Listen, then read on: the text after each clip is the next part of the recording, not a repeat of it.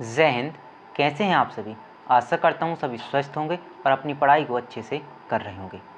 आज से हम क्लास 10th के पहले चैप्टर जो साइंस का है, chemical reaction and equation, Hindi में अगर हम कहें तो रासायनिक अभिक्रिया और समीकरण को पढ़ने वाले हैं। ये चैप्टर थोड़ा कॉम्प्लिकेटेड है, इसलिए हम इसको छोटे छोटे भागों में तोड़कर पढ़ने की कोशिश करेंगे। आज हम पढ़ने वाले हैं केमिकल एंड फिजिकल चेंजेस क्या होते हैं, मतलब भौतिक परिवर्तन और रासायनिक परिवर्तन क्या होते हैं। हम कैसे समझेंगे कि कहाँ भौतिक परिवर्तन हो रहा है और कहाँ रासायनिक परिवर्तन हो रहा है। इसको हम अच्छे से पढ़ने के लिए डेफिनेशन को समझने के बाद में हम एक एनिमेशन की सहायता से भी जानेंगे कहाँ भौतिक परिवर्तन हो रहा है और कहाँ पे रासायनिक परिवर्तन, मतलब फिजिकल चेंजेस और केमिकल चेंजेस कहाँ हो रहा है, अच्छे से समझेंगे। ठीक है, चलिए।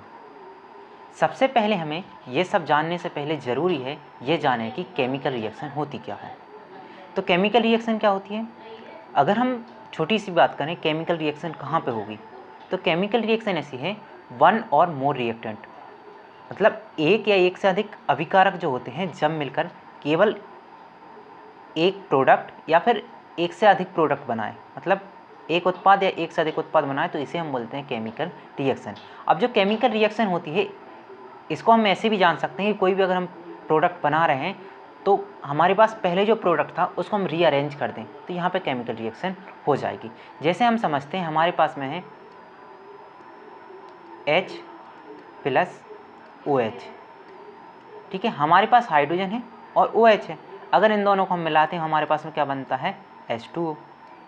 अब ये कैसे बनता है?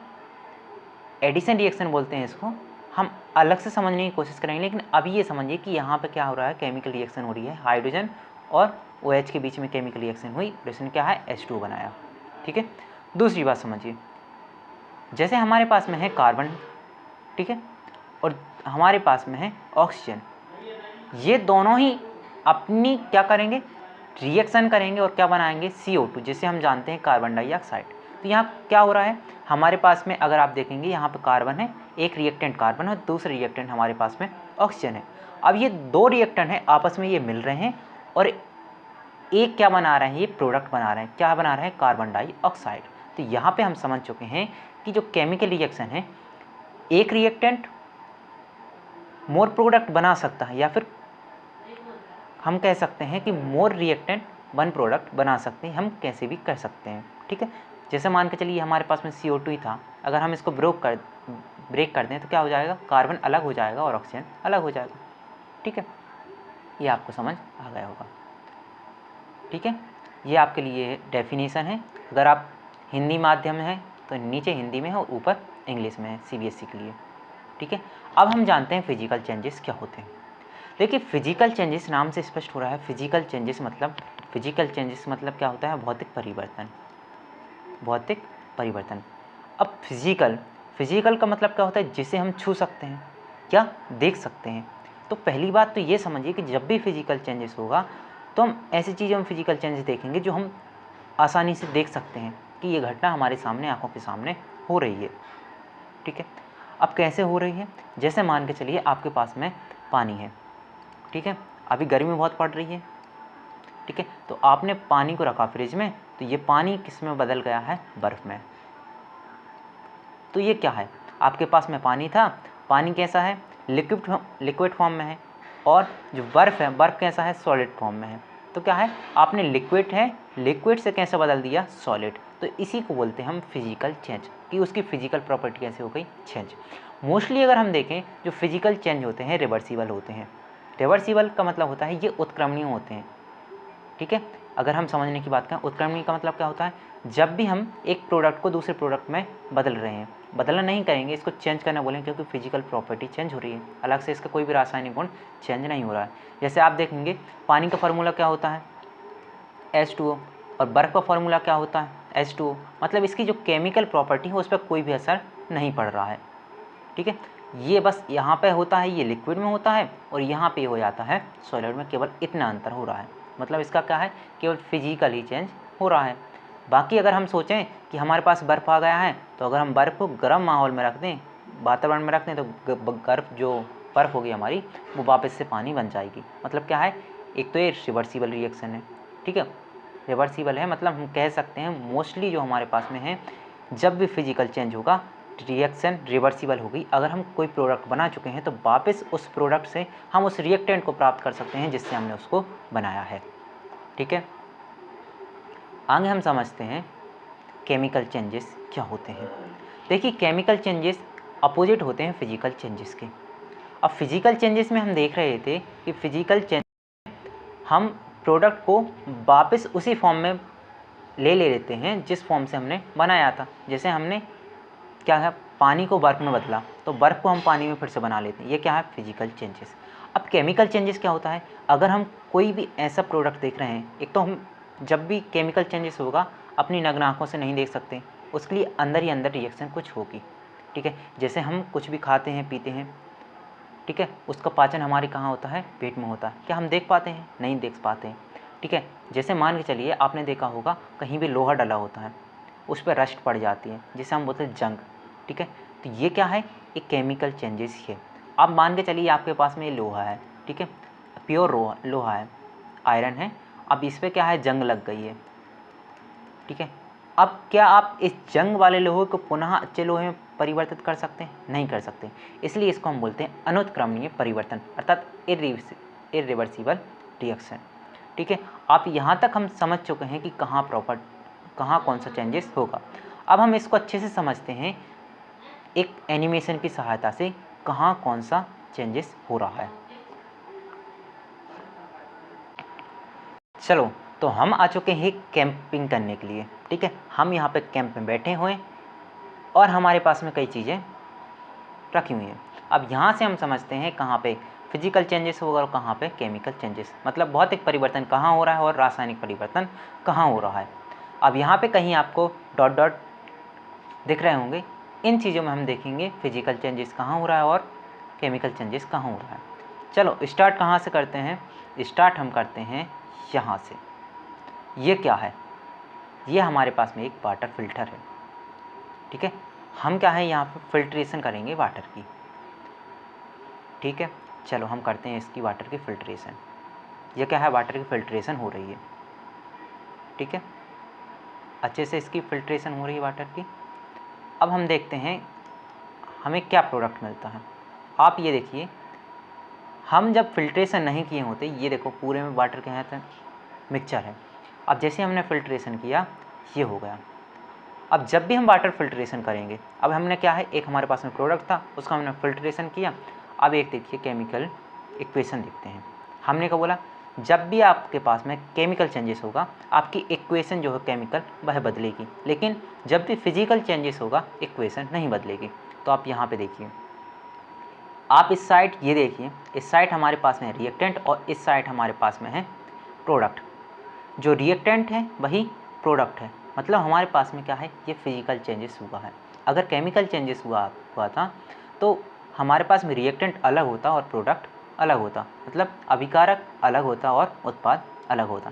तो हम कह सकते हैं फिल्ट्रेशन ऑफ वाटर, मतलब वाटर जो पानी होता है, पानी के शुद्धिकरण में फिजिकल चेंजेस अर्थात भौतिक परिवर्तन होता है।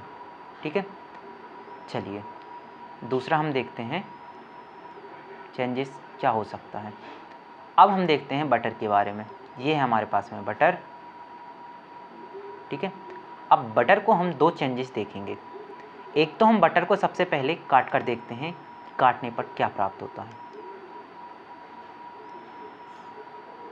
एक मिनट रुको।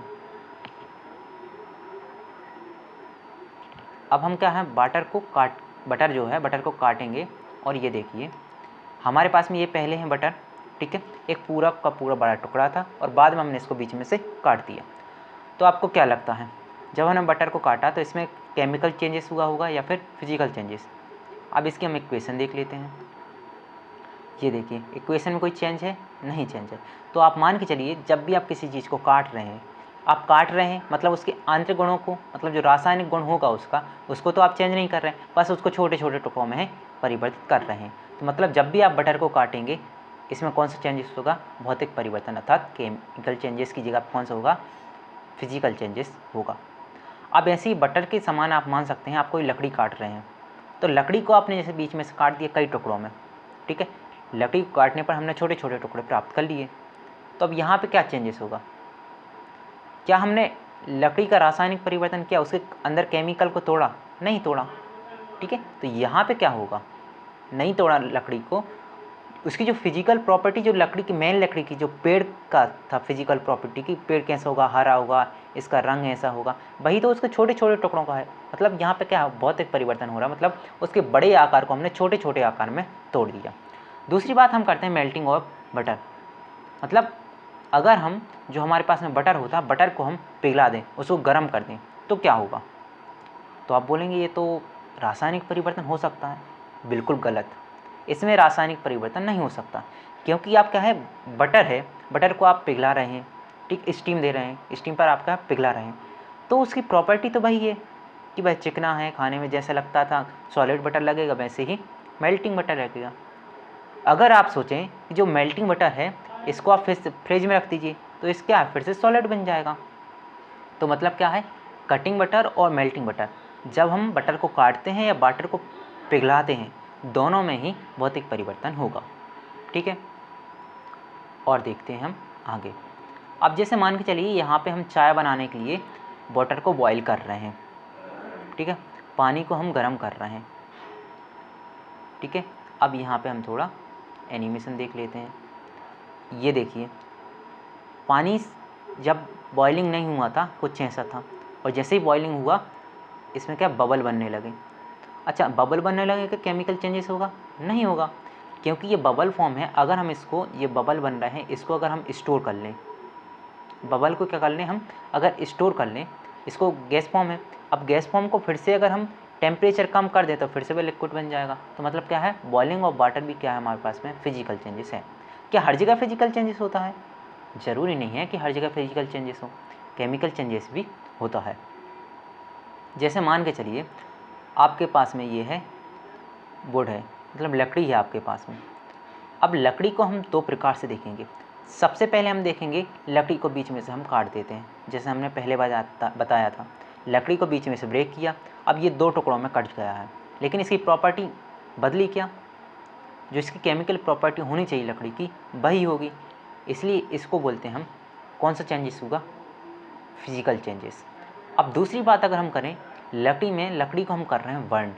अब देखिए, जब भी हमने लकड़ी को बर्न, मतलब क्या है, लकड़ी को हमने जलाया, तो ये देखिए एक स्ट्रक्चर था, वो स्ट्रक्चर टूट गया। तो क्या है, लकड़ी के हमने बाहर जलाया, लेकिन आंतरिक स्ट्रक्चर, मतलब रासायनिक परिवर्तन इसमें कुछ हुआ, रासायनिक मॉलिक्यूल जो है दूर दूर हो गए, रासायनिक बंध है, टूट गए हैं। तो यहाँ पे क्या है, ये केमिकल इक्वेशन अगर हम देखें तो आप देखिए यहाँ पे ये हमारे पास में रिएक्टेंट था, ठीक है, इसमें जब हमने ऑक्सीजन से क्रिया कराई तो ये बर्न हुआ, मतलब जला, और इसने क्या है, कार्बन डाइऑक्साइड और H2 वाटर को रिलीज कर दिया। तो पहली बात यहाँ पे इम्पोर्टेंट ये है कि जब भी हम किसी भी वस्तु को जलाएंगे तो जलाने पर वह केमिकल चेंजेस करेगा।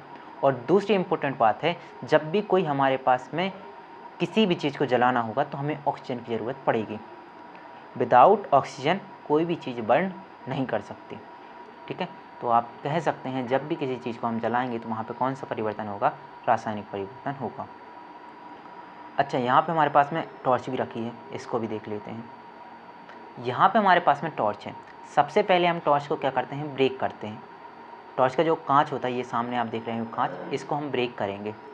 अब हम कांच को ब्रेक किया, ये देखिए ये बीच में से ब्रेक कर दिया। अब कांच को ब्रेक करेंगे तो क्या होगा, केमिकल चेंजेस या फिर फिजिकल चेंजेस?